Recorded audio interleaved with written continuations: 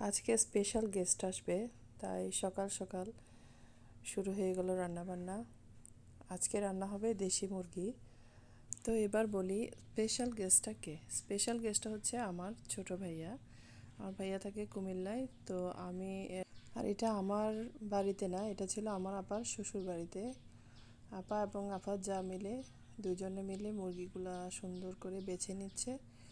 এরপরে এগুলা কেটে কুটে সুন্দর করে ধুয়ে শিলপাটায় সুন্দর করে বেটে নিচ্ছে আপার এক ননদ।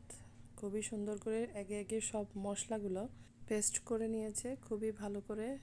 এরপর সবগুলো মশলা দিয়ে আস্তে আস্তে এবার রান্না শুরু করা হবে। যেহেতু গেস্ট আসছে সবাই, আমার ভাইয়ার ফ্যামিলি, আমরা, আমাদের ফ্যামিলি তো অনেক মানুষ, তাছাড়া আপার শ্বশুরবাড়ির সবাই আছে, সবাইকে দাওয়াত দিয়েছে। তো আরও ছিল আইটেম। তো আমি স্পেশালি এই দেশি মুরগিটা খুবই মজা হয়েছিল, খুবই ভালো লেগেছিল। আমরা সবাই একসাথে হয়েছি, ভাই বোনরা সবাই মিলে, বাচ্চা কাচ্চা সবাই এনজয় করেছিলাম। তো আমার বড় ভাইয়া তার ফ্যামিলি থাকলে খুবই খুশি হতাম। তো দোয়া করবেন সবাই আমাদের জন্য, যেন আমরা এভাবে ভালো থাকতে পারি।